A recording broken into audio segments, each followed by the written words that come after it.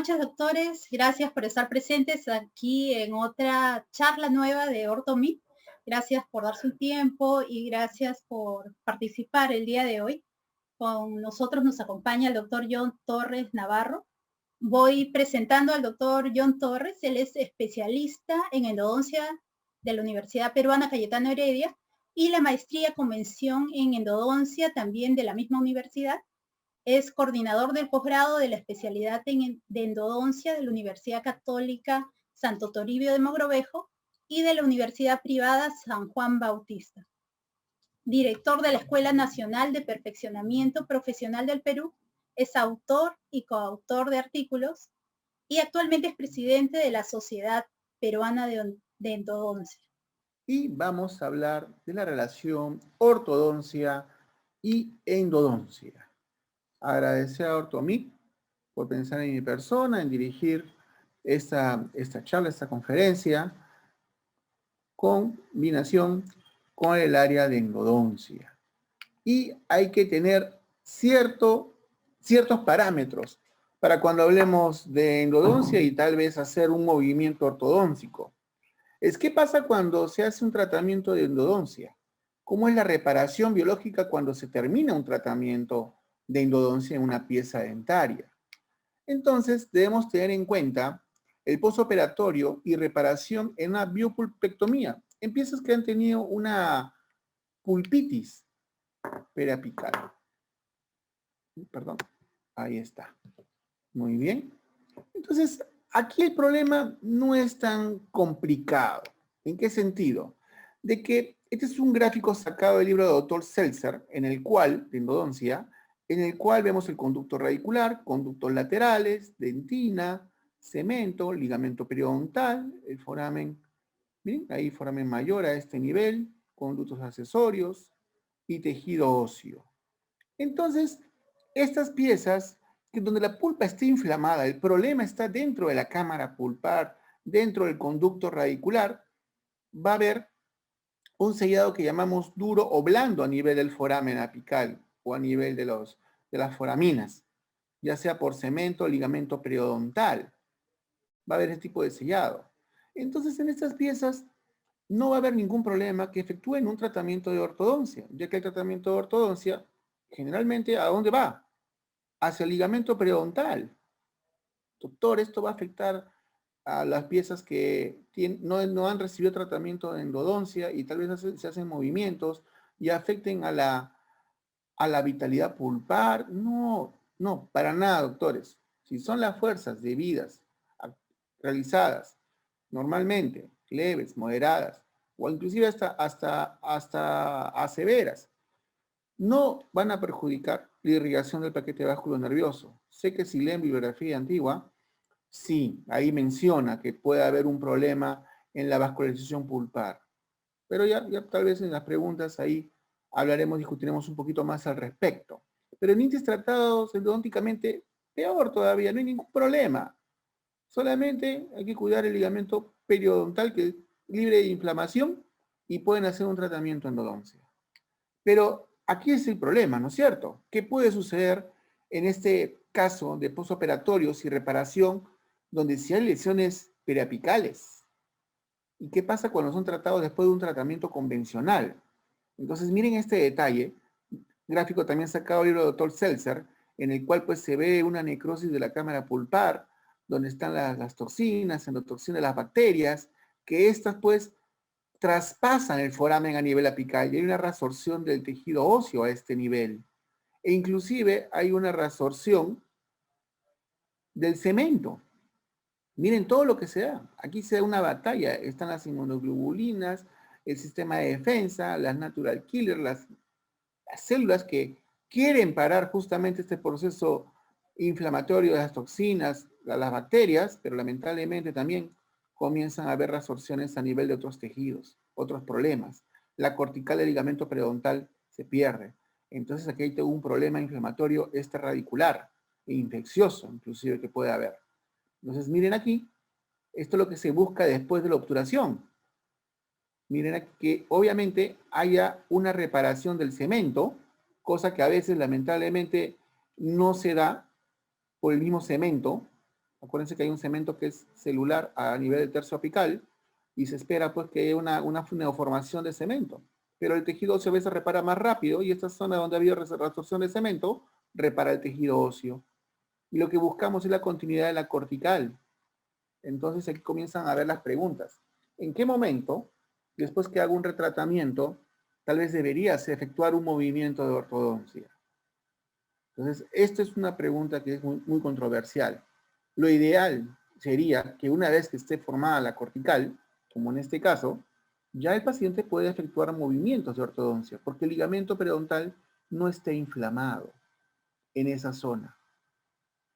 Pero ahora sí, pónganse la mano en el pecho los ortodoncistas. Ya, ¿esperan 6 meses para efectuar movimientos de ortodoncia o no? Sí, que se elimine la lesión, ¿sí o no? Ajá. Algunos tal vez, ya 3 meses, algunos me van a decir tal vez. Entonces también debemos saber qué es lo que pasa cuando uno obtura ese tipo de lesiones y cuáles son las fases de reparación apical y periapical que se están dando. Entonces cuando tú obturas estos casos, ya está, haces el retratamiento, por ejemplo, aquí, ¿qué sucede cuando obturas y comienza la reparación? Comienza con una fase de eliminación de detritus. Esto es sacado del libro del doctor Hernán Villena, en el cual nos habla de esta primera fase de eliminación de restos tisulares, restos bacterianos, tejido necrótico, ya por los neutrófilos y macrófagos. Hay una fagocitosis de estos restos celulares que han quedado a nivel periapical. Por ende, va a haber una regeneración tisular. Es decir, va a comenzar a bajar células inflamatorias, va a haber un aumento de fibroblastos, va a haber una neoformación tisular reparadora. Y cuando hablamos de una neoformación tisular, hablamos de 3 tejidos de reparación. Del aparato de fijación, ligamento periodontal, de la superficie radicular reabsorbida, el cemento, y del hueso alveolar destruido, ¿no? Tejido óseo. Miren lo que nosotros estamos buscando. Claro, si yo quiero ver una diferencia del punto de vista radiográfico, ¿cuándo lo voy a ver después que obture estas lesiones? A los 6 meses. Doctor, si tomo una tomografía, entre 3 y 4 meses lo puede estar visualizando esta vía de reparación. Y a nivel del cierre del foramen apical, ya les mencioné que hay un cierre, un sellado biológico duro y uno blando. Cuando hablamos de un sellado biológico duro, hablamos de una formación de neocemento, que les mencioné, y tejido óseo. Y un sellado biológico blando puede ser formado por un tejido cicatrizal a este nivel. Ahora, también hay que pensar cuando va a reparar estas lesiones apicales. Seltzer menciona también en el libro del doctor Carlos Estrella, en su libro de reparación apical, que hay 4 tipos histológicos de reparación apical y periapical. Entonces, miren esos detalles que a veces uno no le toma mucha importancia, pero para que vean que cuando tú haces una endodoncia, ¿qué esperas? ¿Siempre ver la cortical? Eso sería lo ideal. Eso es lo que llamamos el primer tipo, el restituit ad integrum, que es la regeneración total del ligamento periodontal con inserción de cemento y hueso alveolar, donde hay un defecto óseo ocupado que es por tejido óseo. Esto es lo bonito, pero lamentablemente no ocurre una regeneración. Lo que ocurre es una reparación, porque lamentablemente el tejido óseo, lo que ocurre es una reparación. Cuando vas a pasar por una nueva formación de hueso, no es con el mismo hueso con el que has nacido. Entonces tenemos una reparación en dicha zona. Es lo que quisiéramos al 100%, pero no se da. Pero es lo que generalmente buscamos. Lo otro es que puede haber una cicatriz o lesión apical. En otras palabras, tú estás esperando que esa lesión repare, pero lamentablemente nunca va a reparar. ¿Por qué? Porque hay un tejido fibroso en lugar de hueso. Es lo que llamamos un scar tissue, como una cicatriz. En otras palabras, hay un tejido conectivo fibroso de ácidos gruesos, de fibras colágenas y fibrocitos fusiformes, en los cuales no hay bacterias, no hay microorganismos. ¿Y en qué casos ocurren? No se encuentra tan frecuentemente hoy en día, pero son casos de lesiones apicales crónicas, no supurativas o quistes radiculares. Un ejemplo, ahorita hablamos de regeneración ósea, pero anteriormente tú nucleabas un quiste y obviamente ese quiste era grande y no colocabas ningún tipo de membrana, regeneración ósea, y no tenías tabla vestibular, ni siquiera palatina, ni para arriba, para abajo, ahí había un gran problema. O había una retracción de la encía, o tal vez se podía producir una fibrosis en dicha zona. Entonces, miren, para que tengan en cuenta cosas que pueden ocurrir en la reparación. Entonces, tú ves una imagen radiolúcida que nunca, supuestamente tienes muy claro los parámetros de una preparación endodóntica, A1, pero pues lamentablemente la lesión no baja en 6 meses, 1 año, 2 años. Hay que pensar tal vez en esta opción, que es libre de bacterias, microorganismos. ¿Y cómo es la cicatrización? Yo veo que hay una imagen relúcida en el ápice y quiero que haya una reparación, o que me dé una luz, que haya cierta reparación, en el cual digo, voy a mover el diente. Entonces acá yo creo que le va a interesar este artículo del autor de Tadahito Kawai, que habla de la cicatrización después de la remoción de quistes benignos y tumores en los maxilares. Es un artículo antiguo de la AAO del año 1995, donde él, al momento de hacer ese estudio radiográfico, hallazgos radiográficos retrospectivos después de la remoción, ¿qué encuentra? Los clasifica en 4 categorías, donde hay cambios radiográficos detectados en un promedio de 1 a 4 meses. Entonces, miren aquí el gráfico. Este es, por ejemplo, estadio 1, sin cambio. Cuando enuclean la lesión postquirúrgica y obviamente, ¿qué encuentra radiográficamente? Una imagen radiolúcida. Esto como una malla es el hueso que está alrededor. ¿Qué pasa con el tiempo? La reparación, doctores, siempre se va a dar de afuera hacia el centro, de afuera hacia adentro. Y va a comenzar como si fuese un vidrio pavonado. Entonces, esa es justamente la segunda categoría, como si fuese un vidrio pavonado. En una tercera categoría le llaman espiculado. ¿Por qué? Porque en la parte del centro, que era una imagen radiolúcida, ahora va a estar pavonado, pero externamente va a ver como si fuesen unos rayitos, así como si fuesen los rayos de la bicicleta, algo así. Miren así. Y obviamente va a haber también la otra categoría que es trabecular. Entonces parece una telaraña acá de Spider-Man, ¿no? Se parece, ¿no? Pero ¿por qué es diferente al hueso? Porque justamente esto es lo que le llamamos reparación, doctores. Es un tejido óseo que obviamente se ha reparado, pero no es igual como con el que tú naciste. Es bueno que lo tengan en cuenta.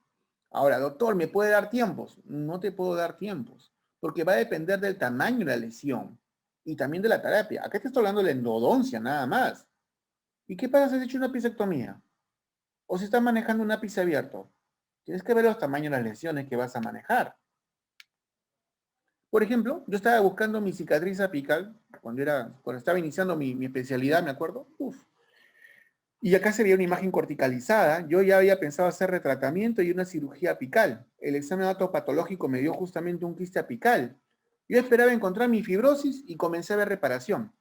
Esta fue una de mis primeras y últimas cirugías retroapicales que hice en práctica privada.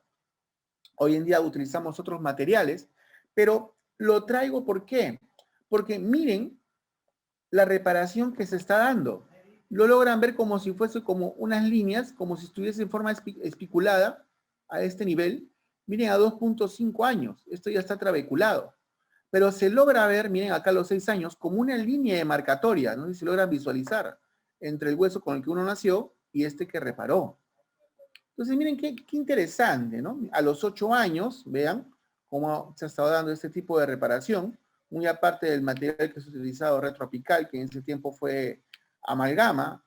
Aquí para que lo tengan en cuenta, al año, a los 8 años, ¿no? Y uno puede decir, bonito, ¿qué tal? A los 12 años, miren ahí, ¿qué les parece? ¿Bonito? Bueno, yo no estaba tan contento en realidad, porque alguien me dice cómo bota metales el cuerpo. Esto es amalgama, doctores. Y miren, y mi preocupación era, ¿dónde se dio esta amalgama? ¿Cómo el organismo bota metal del cuerpo?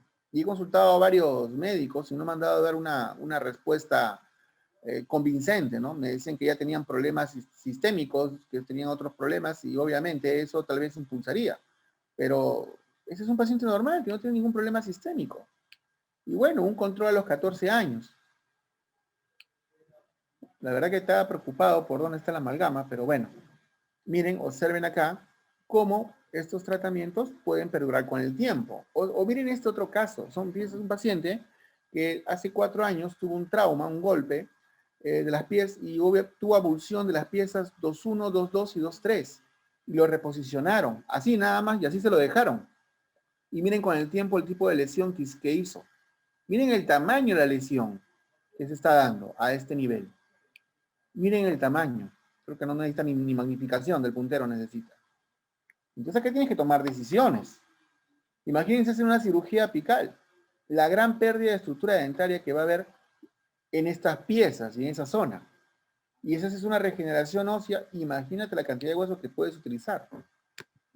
Miren aquí el control tomográfico. Lo que se hizo en este paciente fue hacer una medicación con hidróxido de calcio, ver que bajan los signos y síntomas clínicos, y acorde a eso, ya pasó unos 2 meses más, esto recientemente lo he obturado entre enero y febrero, ya estas piezas ya están obturadas aquí abajo, acá están como se logran visualizar, pero lo que quiero ver, miren cómo va la reparación, de afuera hacia el centro. Y miren estos cortes tomográficos, de afuera hacia el centro. Miren, entonces la pregunta, si ustedes obviamente tienen este tipo de reparación que se está dando de afuera hacia adentro, ¿tendrías más confianza tal vez para poder mover tus dientes o no? Obviamente aquí necesito pues en este tipo de casos de lesiones, sí prefiero que pasen unos 6 meses más y ahí recién efectuar un movimiento de ortodoncia, si el paciente lo desea. Pero ya en lesiones pequeñas, que ya estés comenzando a ver ese tipo de reparaciones, ya tienes más confianza en hacer movimientos y que no les pase nada a su tratamiento de endodoncia. Miren, por ejemplo, este otro caso. Es un incisivo central superior, donde yo le llamo desaparición de fisura. ¿Por qué? Esta es una colega y actualmente es ortodoncista, les comento. Pero antes de que estudiase ortodoncia, me vino, doctor, tengo estas piezas que me hicieron tratamientos de endodoncia, y obviamente tengo acá unas resinas que por favor me las puede conservar, puede evaluarme. Y miren la elevación, ¿dónde estaba? No estaba a nivel del tercio apical de la pieza, estaba a nivel del tercio medio. Miren ahí. Ok, ya tiene sus carillas de resina, ¿no? Pero miren cómo estaba, qué pieza estaba involucrada endodónticamente, era la 1.1. Y yo veo con el RBG y observo pues que acá efectivamente había un poste de fibra de vidrio, parece que estaba corto el tratamiento de endodoncia, aquí hay una imagen radiolúcida al costado y veo como una pequeña, inclusive como una pequeña línea acá de este nivel, justo en la interfase de poste y la gutapercha. Y miren, no me salteo pasos, coloco un cono de gutapercha de tal manera que miren hacia dónde va. No se va hacia el ápice, se va al medio de la raíz. Entonces esto llama la atención. ¿Por qué? ¿Qué estás sospechando? ¿Que tal vez pueda haber algún conducto lateral? ¿Alguna fisura tal vez? ¿O comunicación con una lesión apical? O sea, esta lesión ha sido grande y ha involucrado ya la parte periapical inclusive. Miren cuántos detalles nos da. Es por eso que hoy en día ya pedimos tomografías en estos casos para evaluar como diagnóstico y si vamos a hacer algún tipo de cirugía. En este caso hicimos una cirugía apical. Entonces, miren aquí. Acá estoy haciendo un tipo de incisión para no perjudicar las carillas que tenía. Hacemos el levantamiento del colgajo. Lo que estamos haciendo es una microcirugía apical. ¿Por qué? Porque también eso influye bastante en el postoperatorio. Porque la reparación se da menos tiempo. Ahí encontré la fisurita, que no sabía si había un conducto lateral o era tal vez una fisura. ¿Y saben qué fue lo interesante? Que al momento de desgastar un poco más, desapareció esa línea. Eso fue positivo para el paciente, de verdad que sí. Me acuerdo que eso fue en diciembre, cerca de Navidad. Acá hicimos una retropreparación a nivel apical, pulimos el excedente. Muy bien. Y ahí está el postoperatorio. Antes de colocar el material al lado izquierdo y con la retropreparación al lado derecho. Y se ve pues toda una imagen radiolúcida a nivel apical y hacia mesial de la pieza. Pues bien, siempre es bueno los controles para ver que no hay un contacto fuerte, como sí se estaba visualizando en este caso. en esta pieza, en la 2.1, se hizo un ligero desgaste, tuvo una ligera molestia, mínima, después se hizo el control. Pero acá está lo interesante, miren el postoperatorio a los 9 meses, cómo se visualiza que no hay cicatriz después de la cirugía, y observen el detalle, miren la cortical que se ha formado en 9 meses. ¿Se dieron cuenta? A los 2.4 años decidió hacerse el tratamiento de ortodoncia. Y miren, hombre que cerámicos todavía. Ahí está. Hizo un control con la tomografía. 2.4 años. Ahí miren, ahí está. Ahí, con sus brackets por si acaso, para que vean. Ya después le hice un control a los 5.5 años, ya, después de la cirugía que le había realizado, por si acaso. Obviamente, ya había terminado su tratamiento de ortodoncia. Pues bien, que está, bueno, así fue como quedó, por si acaso, la oclusión. Pero miren, nuevamente, la cortical. No tenerle miedo a mover estas piezas que tal vez pueden ser la proporción corona-raíz más pequeña.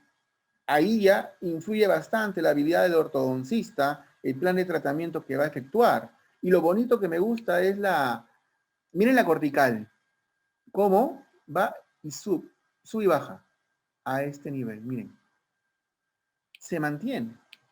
Entonces, ahora, hoy en día hay materiales que utilizan el Super a base de resina y también a base de eugenol, pero hay materiales que se están empleando hoy en día como biocerámicos, que son mucho más biocompatibles todavía. Y obviamente, este es un estudio de un corte histológico para que vean, este es con una pisectomía que se realizó, y este es el corte histológico 20 meses después, porque después iban a hacer un tratamiento de colocación de implantes a este paciente. Este es un artículo del doctor Domenico Ricucci, donde acá se ve justamente el biocerámico, miren acá, esta es la punta, y miren cómo acá había tejido óseo que se estaba formando alrededor. Hoy en día los biocerámicos ya sabemos que son biocompatibles, tienen propiedades, son bioactivos, van hacia la biomineralización de esas zonas, producción de hidroxapatita, tejido óseo. Ya está demostrado, doctores. Es un material bien noble con los tejidos. Miren ahí está, una tinción Brown-Lovell para ver si encontraban bacterias, microorganismos en dicha zona.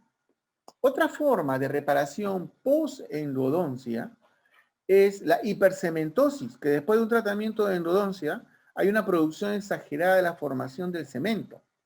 Y obviamente aquí hay que tener en cuenta el cemento celular, que lo encontramos generalmente a nivel del tercio apical, a veces también en el tercio medio y en las molares a nivel de furca. Pero bueno, les cuento, doctores, que hasta ahora en toda mi experiencia que tengo endodoncista, no me he encontrado en un caso de hipercementosis, ojo, post-endodoncia. Sí me he encontrado con un caso de hipercementosis, pero no post-endodoncia. Pero hay que tenerlo en cuenta también según Seltzer y Estrella que mencionaba.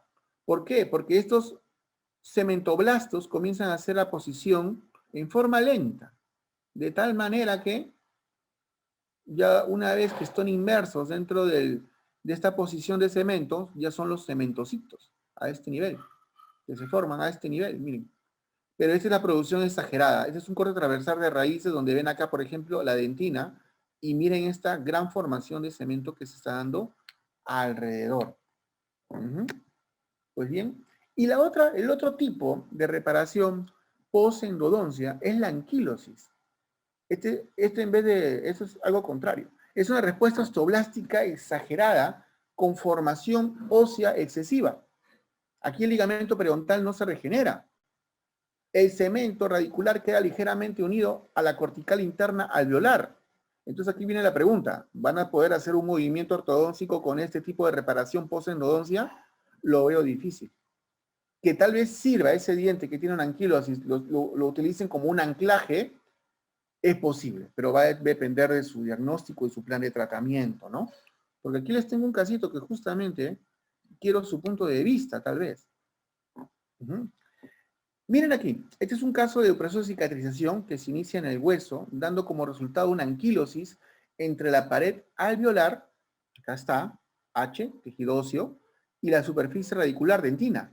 Aquí al medio debería haber ligamento periodontal. Y miren, aquí está justamente esa anquilosis, esa cicatrización.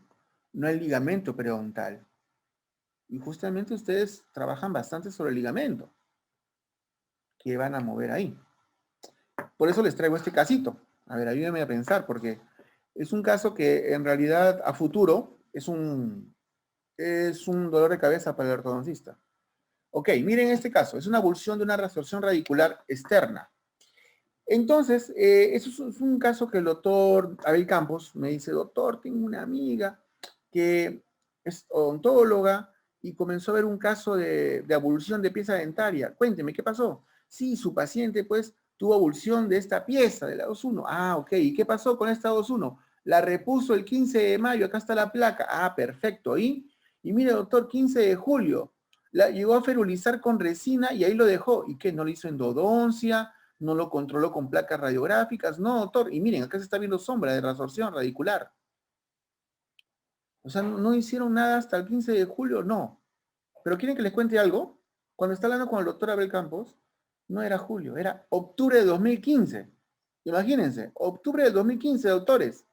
Y seguía ferolizada el paciente. La paciente les cuento que tiene 8 años. En ese momento tenía 8 años. En ese momento, cuando lo estábamos viendo. Entonces estaba ferulizada. Y miren el tipo de mordida, maloclusión clase 2. Disculpen si me equivoco con algunos datos de ortodoncia. ¿No? Subdivisión 2, lo que me acuerdo de pregrado. Entonces, aquí había un factor genético. Era igualito que su mamá. Igualito, la hija de su mamá, justo cuando yo lo vi. En cierta forma, eso fue favorable, porque no hubo contacto en todo este tiempo con los dientes de adelante y mantuvieron la ferilización. Inmediatamente le dije al doctor, ¿sabes qué? Saca esa ferilización, por favor, y toma una placa. Y miren, doctores, miren la placa. Ahí está, miren, ahora sí, miren la resorción. Miren, miren las comunicaciones que hay a ese nivel. Entonces sacó la ferilización, le dije que haga pruebas de vitalidad, no había movilidad en las piezas tampoco, y obviamente no respondía a la 2.1 y tampoco a la 2.2. Por esto aquí ya lo ven ya con tratamiento de endodoncia, la 2.2. Perdón, disculpen la bulla, un motorizado afuera. Ok, muy bien.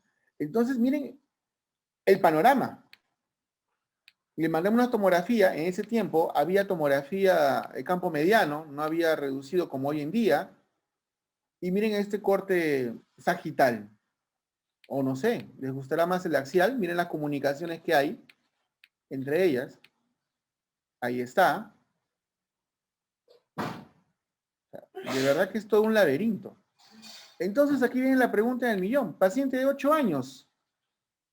¿Qué plan de tratamiento hacemos? Exodoncia, implante.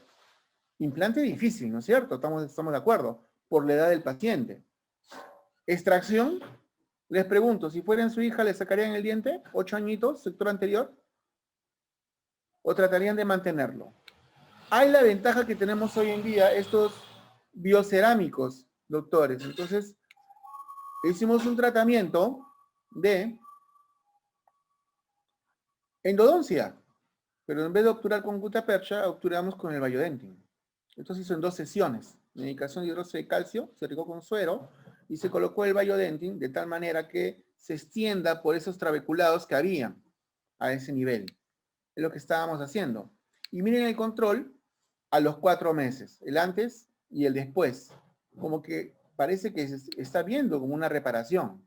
Ahora, miren también otro detalle. Miren este frenillo. Pareciera que tuviese un frenillo de inserción larga. Entonces, hasta ahí iba todo bien. Y en realidad queríamos ya, pensando al año, tomar al paciente una nueva tomografía. Pero ¿saben qué pasó? ¿Saben qué pasó? El papá no quería que le tomáramos una tomografía para nada. Había hablado con un médico, hablaba que la tomografía era mucha radiación. Claro, seguramente pues estaba pensando en el tomógrafo médico. Pero el tomógrafo que tenemos, los microsieverts es poco. ¿Por qué? Esta es una RBG que le puede tomar, una orto y una mesializada, pero mi duda era esta. ¿Qué pasó con este material? Con esta sustancia dentinaria. ¿Hubo un proceso de cicatrización dentina por sustitución? Entonces, ¿por qué? ¿Por qué mi interés? Obviamente estaban mucho mejor las condiciones. pero yo quería saber cómo estaba por dentro. Tal vez ya no había dentina y había bayodentina ahí que había mineralizado hueso. No lo sabía. Y justo 3 años después hablo con el doctor Abel Campos. Se había peleado inclusive hasta con el papá del paciente porque querían controlarlo y todo. Le dije, Abel, estamos en Navidad, llama a tu paciente. Es probablemente que acceda. Y dicho y hecho, acuérdense que ha pasado 3 años. O sea, ya la paciente en ese momento tenía 11 años. Doctores, yo siempre digo, los pacientes vuelven en algún momento. ¿Por qué? Porque ese diente, en el estado en que está, la maloclusión que tiene y la niña que está creciendo, en algún momento tiene que volver. Porque van a preguntar qué cosa le están haciendo a ese diente o qué le han hecho a ese diente, de tal manera que si hace un movimiento de ortodoncia futuro, porque va a cumplir 15 en algún momento. Y la maloclusión que tiene no le favorece. Por eso llovió y miren, justo el señor estaba preguntando si mi hijita está creciendo, todo para que lo pueda ver cómo va. Eso fue lo que me mandó el doctor. Dije, tómale la tomografía de campo reducido ahora. Y miren, este es el detalle. Miren aquí. Este es los 3 cortes coronal, axial y coronal. Ahora, si quieren ver el coronal, miren cómo hay la reparación ósea y las comunicaciones que hay a los costados. O el corte sagital. Miren, parece que hay una invasión, obviamente, de tejido óseo dentro de la cámara pulpar que habíamos puesto el material. O el corte axial. Miren ahí, no sé, cuál quieren escoger, como anteriormente. Miren esas comunicaciones que habían a este nivel. Me estoy yendo de vestibular hacia palatino. O en el corte sagital de mesial hacia distal. Y miren ahí. Entonces ahí viene la pregunta. Miren en el corte axial. Miren ahí. Esto está anquilosado, en otras palabras. Va a ser difícil moverlo. Ojo que hablamos que esto fue 2018, 11 años. Ya estamos, ya 2 años más, 2020. 2020. Entonces en el 2020 pues hablamos ya de 13 años que tiene la paciente, ¿no? Por COVID, imagino que no, tal vez no se ha hecho ningún tipo de tratamiento, pero ya esto, ¿qué nos está indicando? Y aquí viene justamente la pelota para ustedes, los ortodoncistas. ¿Qué harían si les viene un caso así en su práctica privada? ¿Qué hacen con ese diente anquilosado? Primero tal vez ven el frenillo, ¿no? Quién sabe, ¿no? Puede ser. Pero mover ese diente creo que es difícil, ¿no es cierto? Tal vez mantenerlo así hasta los 18 años y ver qué puede ocurrir posteriormente, o trabajar alrededor de esas piezas dentarias, ¿no? De verdad que el tratamiento de ortodoncia era ya tal vez una complicación a futuro, que yo ya lo veía venir, pero la idea era mantener la pieza dentaria por lo menos hasta los 18 años. No digo que esto va a ser eterno, ¿no? Pero por lo menos la idea es que tenga hueso. Si último de los casos pierde la pieza por un trauma, otro golpe, hay hueso que se ha reparado a ese nivel. Estar en mejores condiciones. Muy bien. Esa es buena. Ah, bueno. Ok. Corticotomía. Ya quieren cortar, ya. Perfecto. A ver. Seguimos entonces. Y bueno, para que vean las respuestas histológicas cuando uno obtura. Hoy en día es mi práctica privada, obturo con biocerámicos. Y esto es para que vean cómo es la respuesta. Después de utilizar un cemento sellador a base de biocerámico, este también es otra pieza, y también el artículo del doctor Domenico Ricucci, que hicieron la extracción 7 meses después, hicieron este retratamiento a esta pieza. Ahí está, le sacaron el diente por fines protésicos y se veía que ya es un poquito de extravasación del cemento sellador, pero miren qué tan noble es el tejido alrededor, que comienza a haber una neoformación de tejido que se quiere dar a ese nivel. E inclusive comenzaron a hacer una tinción Brown-Bren para ver si había bacterias en la zona. Nada, no había. Bueno, ahí les presento al doctor Abel Campos, que a veces hacemos algunos casos interesantes con él. Manejo de lápices abiertos. Por ejemplo, es un caso con el doctor Ítalo Funes, que eso fue en el año 2004, que él evaluó a una paciente que es también colega, actualmente es un ontopediatra, no voy a decir nombre. Y bueno, esto no lo decidí yo, lo decidió en ese momento el doctor Ítalo Funes, y con la paciente. Dijeron, este diente hay que extraerlo y hay que hacer un reimplante, sacar esta pieza dentaria y posicionarla en el lugar de la primera molar. Pero logren ver este detalle. ¿Qué hay acá?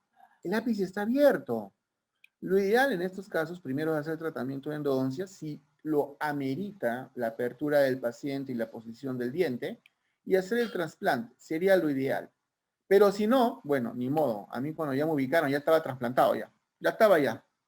Ya estaba con su ferolización a este nivel, inclusive, miren, con regalito aquí hacia mesial. Claro, parece que era algo de la imagen radiopaca que había del otro diente que extrajeron tal vez, y quedó ahí ferolizado. John, por favor, haz tratamiento de endodoncia. La endodoncia no me preocupaba el lápiz abierto. Y en ese tiempo, pues, miren, era 2004, 2005. Este de acá, el artículo que le estoy presentando es 2020.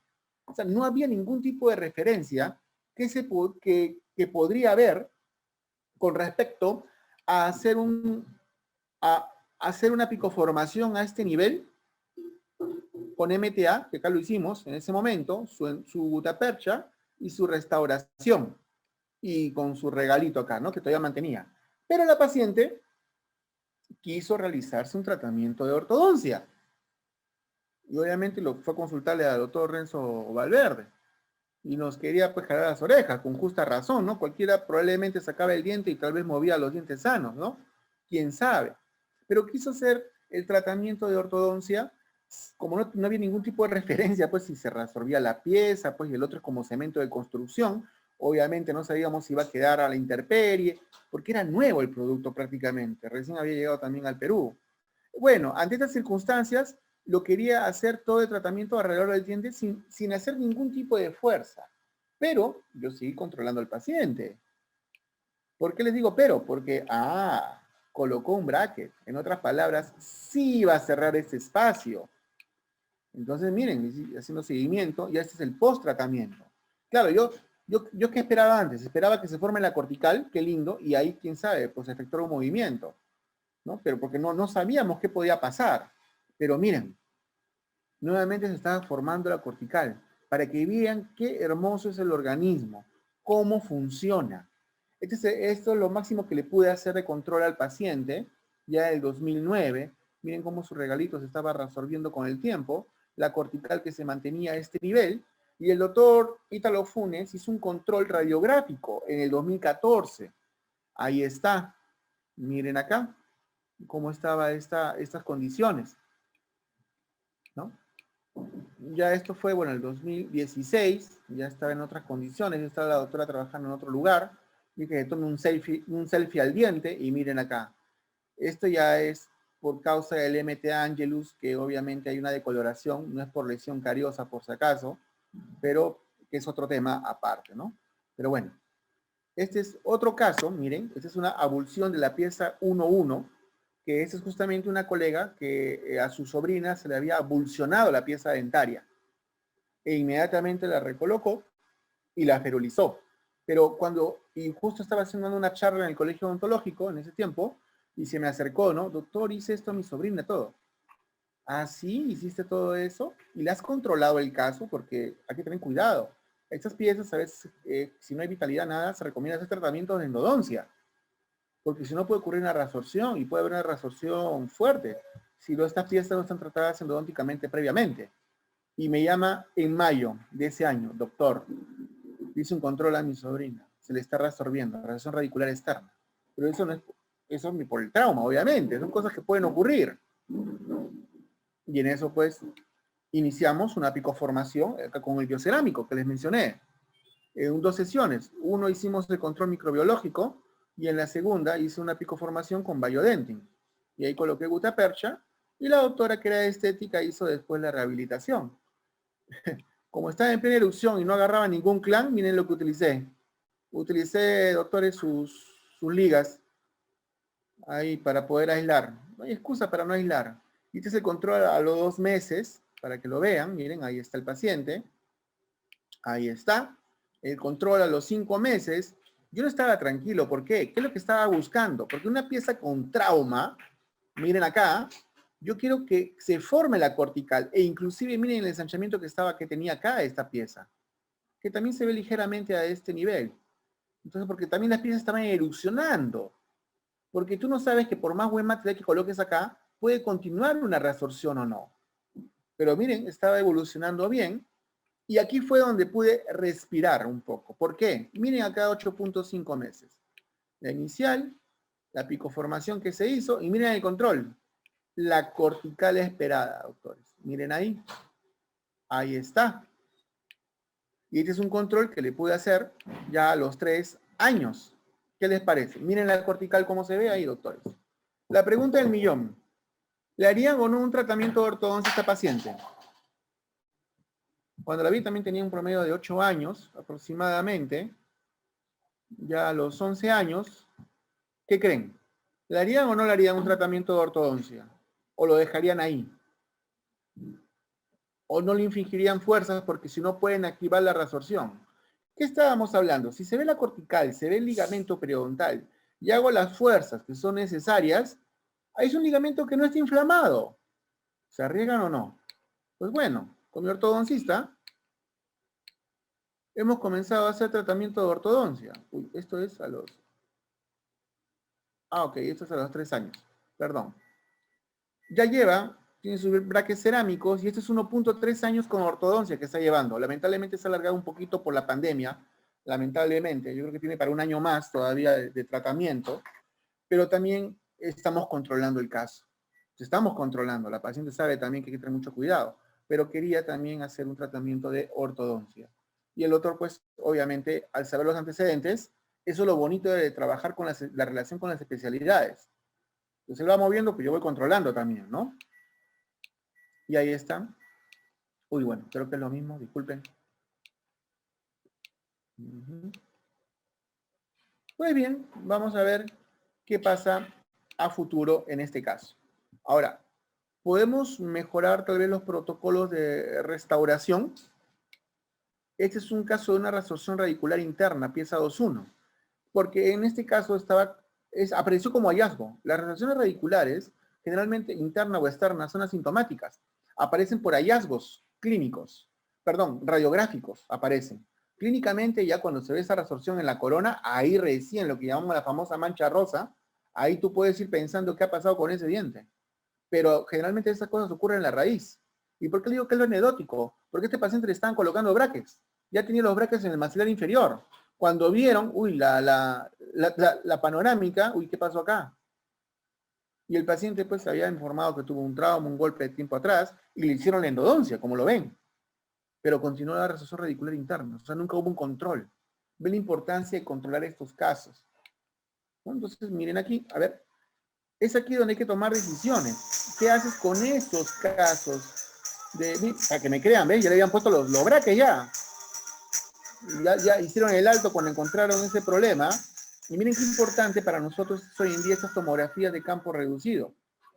Donde Adrede le puso esta canción de Rubén Blades porque tienes que tomar decisiones. ¿Mantienes el diente o no? Lo queremos mantener. Desobturamos con un sistema reciprocante. Lo que no salía con el sistema reciprocante lo sacamos con una lima. Y obviamente está sangrando porque había presencia de tejido granulomatoso. Efectivamente. Entonces, si se dan cuenta, el problema es interno. ¿Cómo está el ligamento periodontal exteriormente? No está mal. Entonces, tenemos estos instrumentos hoy en día de aleaciones de níquel titanio, que es como si fuese un látigo por dentro al momento de activarlo con un motor rotacional para poder retirar ese tejido granulomatoso que puede haber en las paredes, a los costados. Es para que tengan una idea, ¿ven? Tiene un movimiento serpenteante, por así decirlo. O de balón de fútbol americano, también. Aquí obviamente hacemos varias irrigaciones profusas con hipoclorito o con suero. Si temen que hay una comunicación con el ligamento periodontal con cuidado, pueden trabajarlo de esta manera. Entonces aquí, bueno, para que vean cómo actúa este instrumento y pueden visualizar que sale un tejido granulomatoso. Esto lo haces varias veces. Miren ahí. 1, 2 y 3. Ahí bien. Ahí está. Miren. Para que vean. Antes lo hacíamos con una lima 10, lo doblábamos y lo girábamos como si fuese un gancho.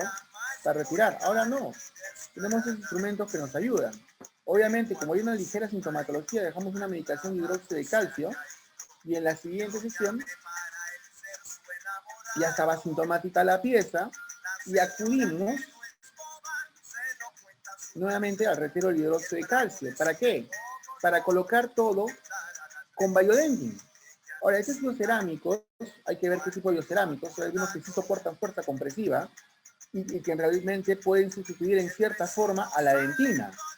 Entonces acá se pensó utilizar este biocerámico no solamente en la raíz, sino también parte de la corona. ¿Por qué? Porque estaba entera la corona del diente. Y si ya se había pensado en colocar una resina. O sea, solamente ese biocerámico va a reemplazar la raíz, todo lo que es dentina a nivel de la raíz y de la corona. Y se va a colocar donde se perdió esmalte, por así decirlo, al momento de hacer el acceso cameral, por una resina. Eso es lo que estamos tratando de hacer. Ahora, este biocerámico, entre comillas, no es tan radiopaco, pero con la gran pérdida de estructura dentaria se visualiza ciertas zonas. Voy a adelantar, no es que les quiera malograr la música, pero es para que puedan observar. Yo sé que les va a interesar más la parte de ortodoncia, doctores. Y bueno, aquí estamos en cierta forma terminando de colocar el material, el Biodentin. Y miren, acá está haciendo la compactación que les estaba mencionando. Y hasta dónde llegamos. Ahí está. ¿Sí? Todo eso se planifica, doctor. Y ahí se coloca la resina, 2-3 semanas después. ¿Se dan cuenta? Ahora, ¿por qué rellenado? Porque se me ocurrió, porque miren, no, es porque había una revista en el The Journal of Prosthetic Dentistry en el cual evaluaban estos cementos a base de silicato de calcio como un reforzamiento, como material de refuerzo en dientes tratadas endodónticamente, en dientes anteriores. Y ahí comenzó todo. Entonces había un grupo en el cual habían obturado todo con gutapercha, había otro grupo que los últimos milímetros era gutapercha y el resto era un cemento dual, el Luxacor. Y el otro grupo era totalmente Biodentin. Lo colocaron así el diente en forma horizontal y ejercieron presión hasta que se fracture. Obviamente, un diente normal podía llegar hasta 2.13 kilonewtons. Pero miren lo interesante, en el grupo del Luxacor y el Biodentin, aquí les coloco, doctores, miren ahí. Miren la resistencia de kilonewtons, muy similares a tu Luxacor, a tu fibra que a veces colocas, ¿no? Muy similar a ese cemento dual. Entonces esto no quiere decir que esto va a reemplazar a todas las piezas, no, tienes que buscar el caso, definitivamente. Pero ya estos materiales nos dan cierta confianza de que son biocompatibles, bioactivos. Este Biodentin sí soporta fuerzas compresivas, hay otros que no, otros biocerámicos que no, entonces hay que ver bien. Pero nos ayudan a hacer tratamientos más conservadores. Por ejemplo, Biodentin hace de que con el tiempo, a los 30 días, tenga una fuerza compresiva muy similar a la dentina, muy similar. En cambio, otros materiales como el MTA o el ionómero bajan a los 30 días. Y yo pensé que con el tiempo se mantenía. Y hay otros estudios que nuevamente dicen lo mismo. Miren, a los 28 días, el MTA, el Angelus, 76.82 versus el 304 de megapascales. Imagínense. ¿Por qué les hablo? Porque el Biodentin va a dejar de llegar acá a Perú. Y ahorita hay otro material, el Neo MTA. Interesante, que venga, excelente, que apuesten por Perú. Pero hay que hacer estudios, que es ver si realmente soportan o no fuerzas compresivas, para tomar estos casos en cuenta. ¿Por qué? Miren el control que le hice a los 6 meses. Acá está. Todavía el ortodoncista no había efectuado ningún tipo de movimiento. Y para mí, ya el primer hecho de que ya comenzamos a reforzar internamente el diente y vieron que la cortical no estaba afectada, pudo haber efectuado un movimiento. ¿Por qué no lo hizo? No lo sé. Tal vez está esperando primero alinear acá y después comenzar a trabajar arriba. Lamentablemente, ya perdí contacto con el paciente y no pude controlar más. Pero también quería ver qué tanto había sellado este tipo de resorción con el biocerámico. Como les comenté, el biocerámico de por sí se ve así, no es tan radiopaco, pero cuando hay una gran cantidad del material que coloca, sí se ve cierta radiopacidad. Y miren, entonces uno tiene que ser crítico de su trabajo, pareciera como que hubiese faltado sellar un poco más. Pero miren el antes y el después, está en mejores condiciones. No hay ningún tipo de lesión que se esté manifestando a nivel apical. ¿no? Entonces, para que vean, ¿ven? O sea, hay un motivo, el por qué tal vez tengamos que mover esas piezas dentarias en su momento. Sin miedo, con confianza.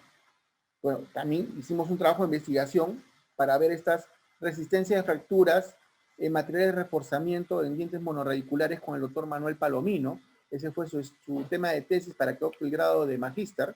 Aquí están premolares, nuevamente. Un grupo totalmente lleno de gutapercha, se puso una resina encima. Aquí el grupo con el Biodentin y el grupo 3 con poste de fibra de vidrio, con cemento dual. Miren ahí. Ahí está, para que me queden ahí con el doctor. Nuevamente efectuando fuerzas compresivas. Y miren, nuevamente, el Biodentin y el poste de fibra. Similares resultados, 1.4, 1.2, en esto estaba en kilonewtons, comparado con la gutapercha. No le digo que hay que hacerlo, pero es una alternativa más que se puede prestar. ¿Por qué? Por ejemplo, acá está el artículo publicado ya. En este caso, este es un caso del servicio de ortodoncia de la Universidad de la USAT, de la Universidad Católica Santo Toribio de Mogrovejo. Y ahí pues el doctor Edson Reyes vino a hacer una interconsulta y el paciente decía, quiero corregir mis dientes, no me agrada cómo se ve. Y miren cómo estaba esta pieza, miren, ahí está. Ahora observen cómo está el canino. Ya ortodoncia había planificado hacer la extracción de la pieza 2.1 y obviamente iba a reposicionar el canino en esta parte de acá. Y yo les dije, ¿y han pensado en el lateral?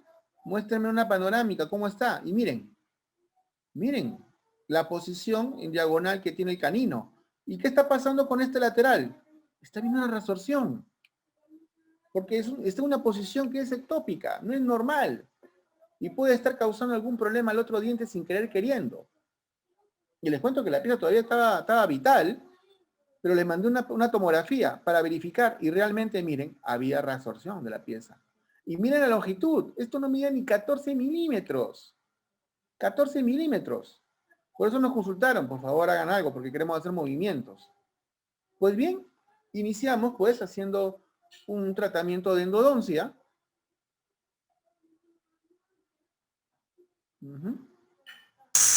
Ahí está, bueno, una técnica de acceso recto. Aquí para que puedan visualizar, ¿no? Se hizo un acceso recto con una fisura, se fue de mesial hacia distal para retirar esas cuernos pulpares. Y aquí, bueno, la preparación del Biodentin y la compactación que se hace con este biocerámico, ¿no? Para que lo puedan visualizar ahí, ¿no? Si lo quieres más durito el material, 5 gotas. Si lo quieres un poco que se esparza, como el caso de la niña que les mostré, unas 6 gotas, ¿no? Para que difunda lo más que se pueda. Y obviamente tienes compactadores en los cuales tienes ahí un tope. Si te mide 14 milímetros, pones el tope de goma a unos 3 milímetros menos. De tal manera también para que no se te pase el biocerámico a través del lápiz abierto que tienes ahí a ese nivel.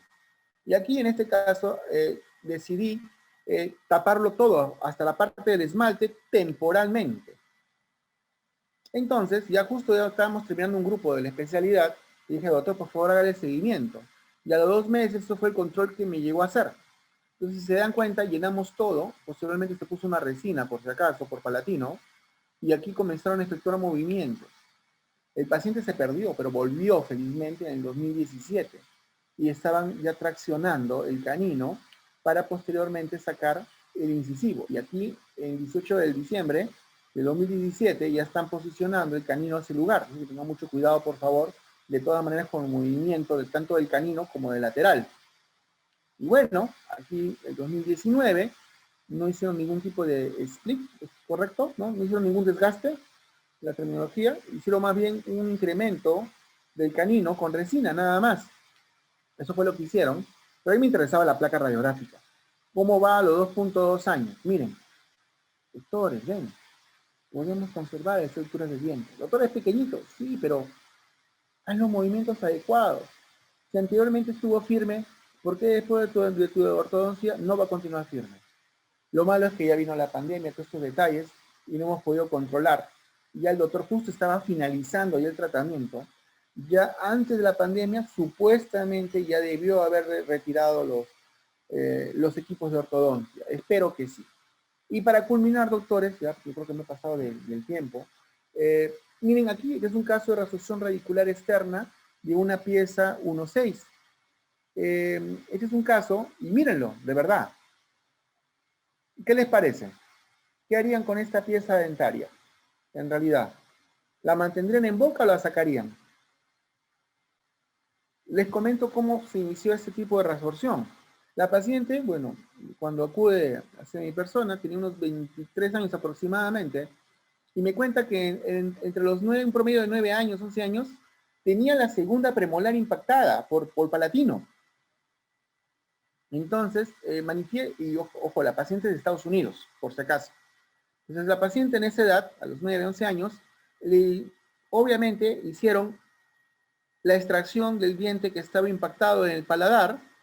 Según menciona, demoraron 3 horas. Bueno, ahí usan nitroso, hacen otros tipos de preparativos, otros protocolos, tal vez habrá sido eso.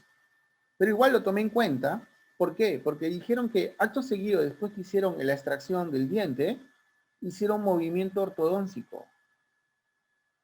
Miren, interesante. Y entonces puede haber, ya sea por el trauma, tal vez, o la suma del movimiento ortodóntico, no lo sabemos. Tal vez, lamentablemente, no sé si el movimiento de la extracción o el movimiento ortodóntico, y había una zona, pues, donde no estaba mineralizada de cemento, tal vez, eso pudo haber un desencadenante, ¿a qué? A una reabsorción radicular externa. No lo sabemos, a ciencia cierta, ¿no? Pero, ¿qué hacen ahí con el paciente? Porque el problema está. El problema de reabsorción, muy aparte de tratar de averiguar la causa, el motivo, que es sumamente importante, el problema ya está. Ahora, ¿qué haces?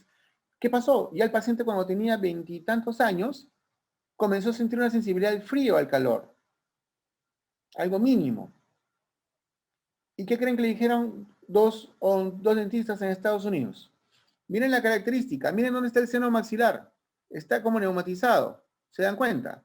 Y le dijeron, extracción de la pieza dentaria. Extrae la pieza dentaria, hay que hacer un levantamiento del seno maxilar, colocar hueso para hacer una regeneración ósea, esperar 6 meses, colocar el implante, si está bien, obviamente, el tejido óseo, esperar 6 meses más y recién colocar la corona. La paciente se enamoró de un peruano, vino aquí justamente al consultorio del doctor Nelson Junes, un amigo. Me dijo, doctor, acá tengo un casito, por favor, ayúdeme. Vamos a verlo. Y se lo solucionamos en 2 citas este problema. Porque a veces hay el problema. No, que el problema es la ortodoncia, que causó reabsorción, no, que hubo un trauma previo y no necesariamente el movimiento ortodóntico. Y eso podemos discutir y nadie ponerse de acuerdo. El problema ya está. ¿Qué haces con el paciente? ¿Sacas el diente? ¿Por qué? ¿Por qué? Si fuese tu boca, ¿la sacarías? Tuve la suerte de que este manejo de reabsorción radicular externa cervical, de esta primera molar superior, fue aceptado en la revista Canal Abierto de la revista La Sociedad de Endodoncia de Chile. Y bueno, las fotos, las placas radiográficas fueron materia de portal de su revista, ¿no? Que en realidad eso le gusta a cualquiera. Pues bien, miren, la reabsorción radicular externa de esta pieza 1.6. Miren qué importante es la tomografía para el diagnóstico.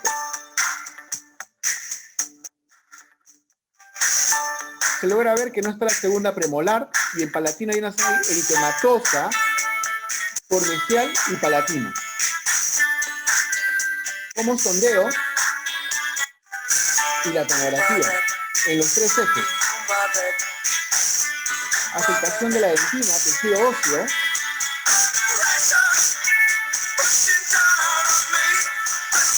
Primera sesión, tratamiento de endodoncia. Segunda, quirúrgica. Retirar tejido granulomatoso y colocamos todo el valledente, doctores.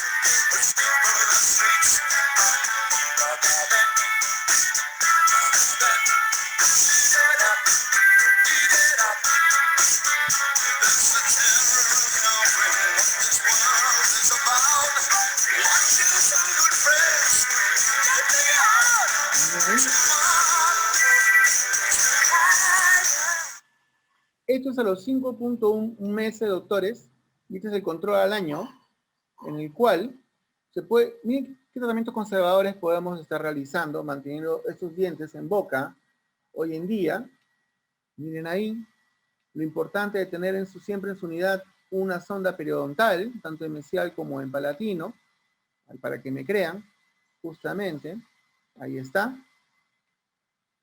Y miren, junio del 2016 y el control que se hizo hasta julio de 2017.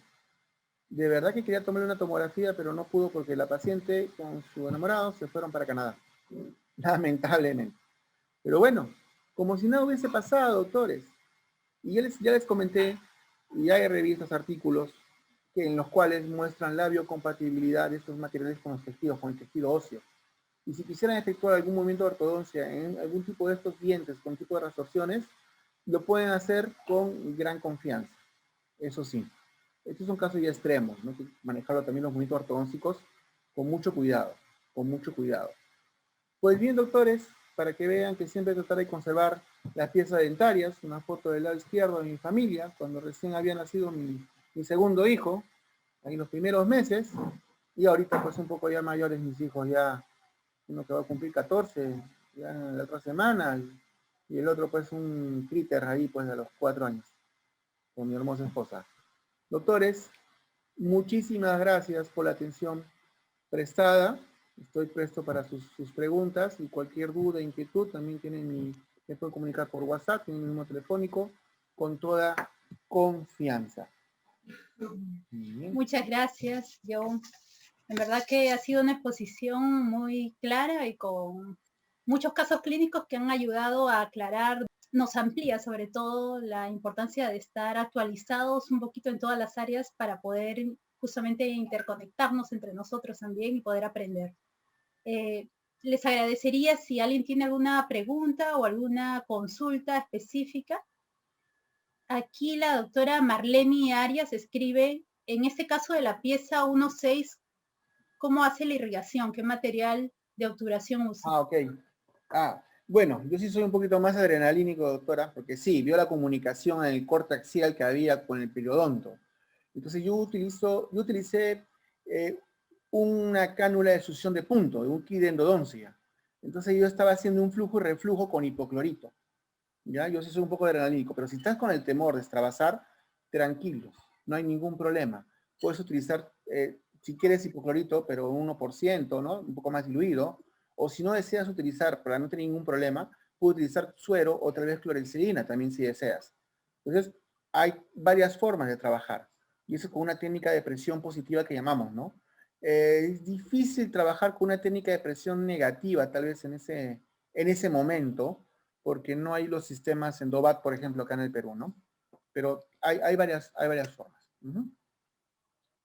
¿Y qué material utilicé? En ese momento, creo que el doctor tenía uno a base de cemento hidróxido de calcio.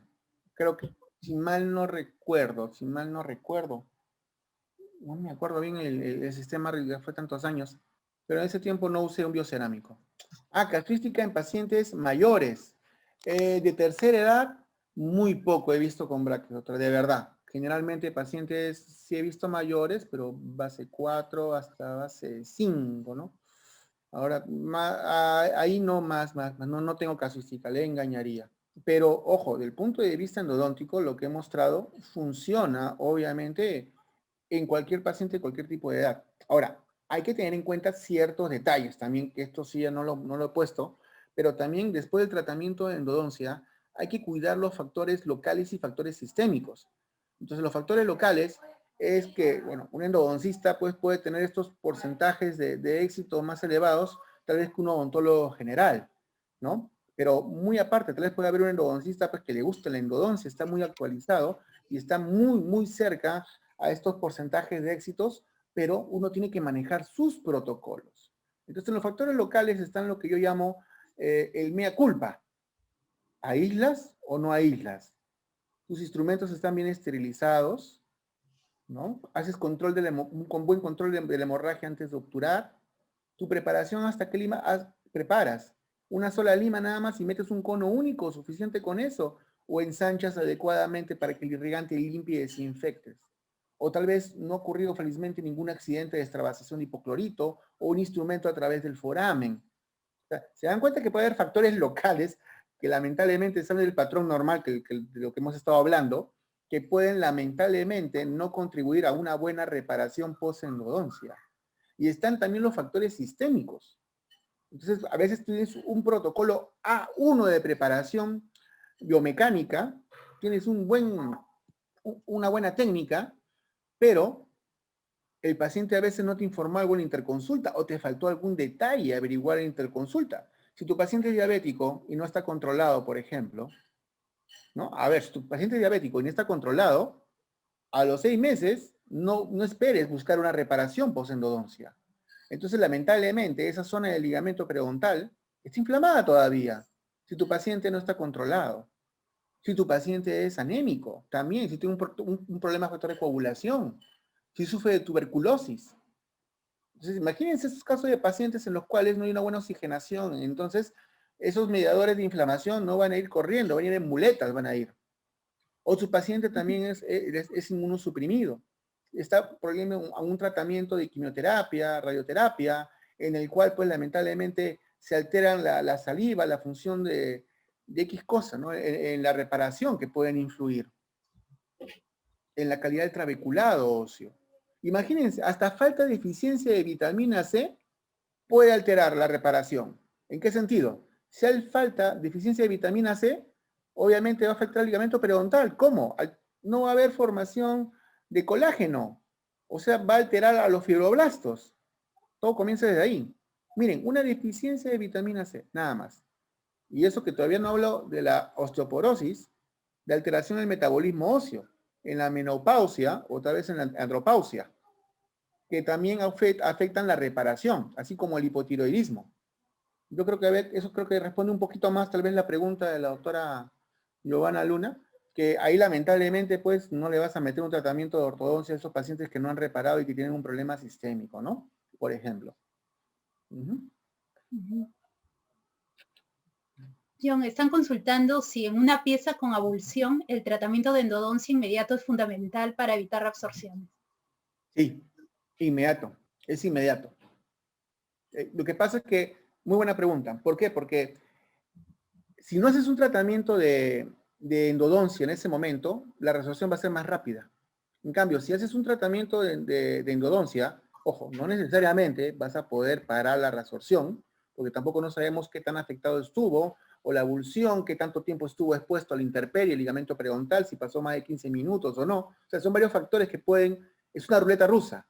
Pero el hecho de que tú le hagas tratamiento de endodoncia y tal vez infliges fuerzas, la resorción va a ser menor. O tal vez lo pares en cierto punto. Eso es una ventaja. Aquí hay otra pregunta. Con respecto a ortodoncia, mencionan de que en el caso que tengan un paciente al cual le estén realizando un tratamiento de ortodoncia y en el camino se le fractura una pieza, tal vez un premolar, frena el tratamiento, se le espera fractura, unos meses. O sea, que hay una resorción tal vez, o ¿cómo que se le fractura? El doctor... Un trauma, un golpe, tal vez. Menciona una fractura. Sí, podría ser, imaginemos que se fractura, pero hay compromiso pulpar, ¿no?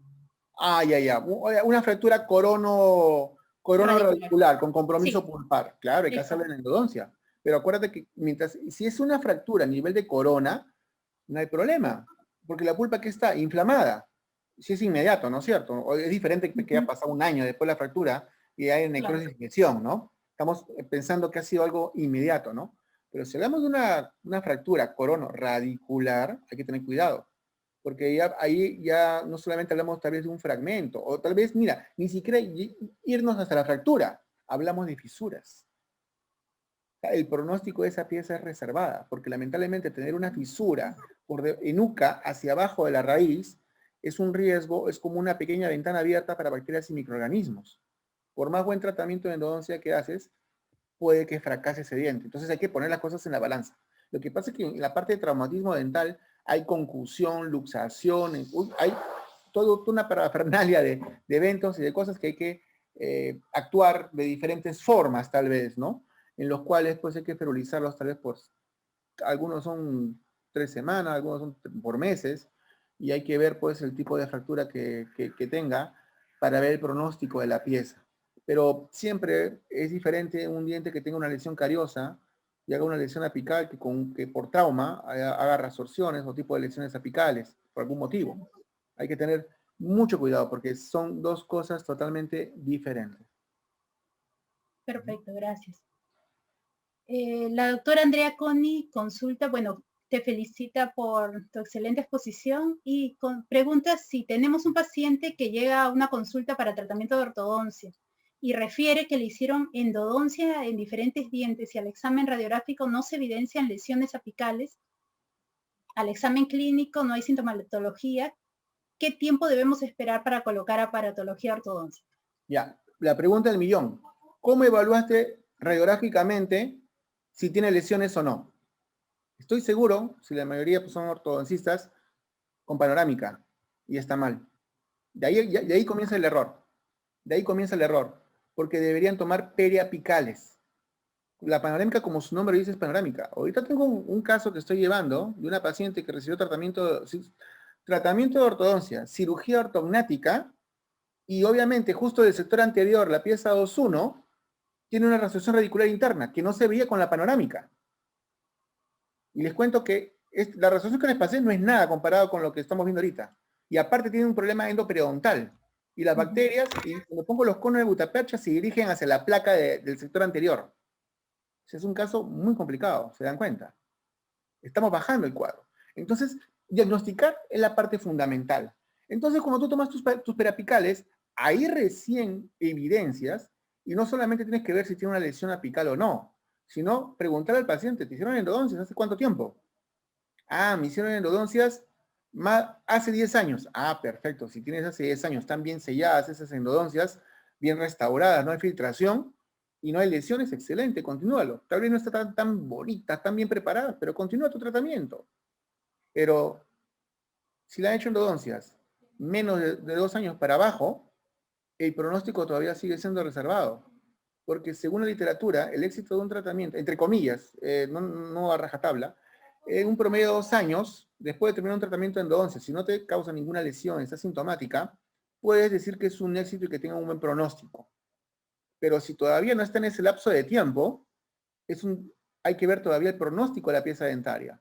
Entonces ahí tu evaluación clínica tiene que ser más minuciosa. ¿En qué sentido? Cuando te hicieron las endodoncias, ¿usaron dique de goma o no? Ahí comienzas. Si la respuesta es no, ni la piense 2 veces. Manda lo que le hagan retratamiento a esas piezas dentarias. Porque ahí es donde a veces los ortodoncistas tienen problemas. Y dicen, pues, uy, apareció una lesión durante mi tratamiento, tengo que parar. O sea, ¿pero por qué se para? Porque no hubo un buen diagnóstico al inicio. ¿Se dan cuenta? Para mí siempre es importante el diagnóstico, desde un inicio. Eso que si no hablo, pues, a veces pues se ven lesiones apicales y lamentablemente pues no reparan pues porque tienen una pobre preparación. Entonces ahí tienen que reevaluar el caso, ¿no? O está bien la endodoncia todo y tienen un material temporal. Nunca se rehabilitaron la pieza, pero no le molesta y hacen la endodoncia.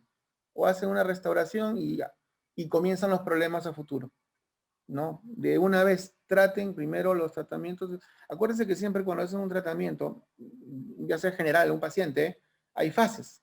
Y la primera fase es de higiene, y no solamente es profilaxis, sino también es de desfocalización, y no solamente remanentes, sino también son los tratamientos de endodoncia.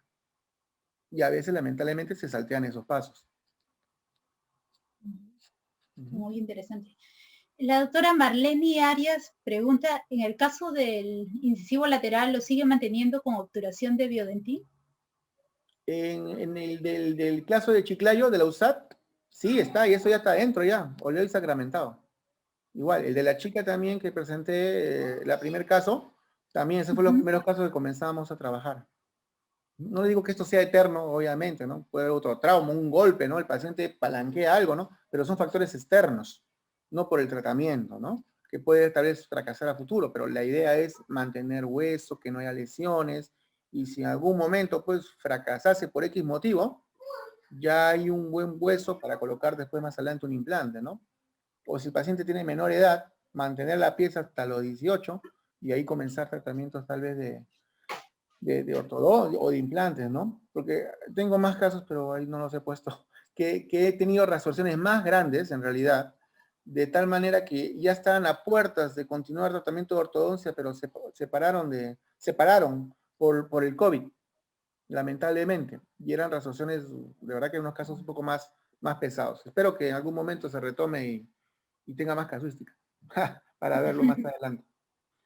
La doctora Ximena Fernández consulta en el caso de que tenga un paciente en el cual una pieza dentaria ha sido avulsionada y está en tratamiento de ortodoncia, ¿por cuánto tiempo debería de tener el tratamiento de ortodoncia?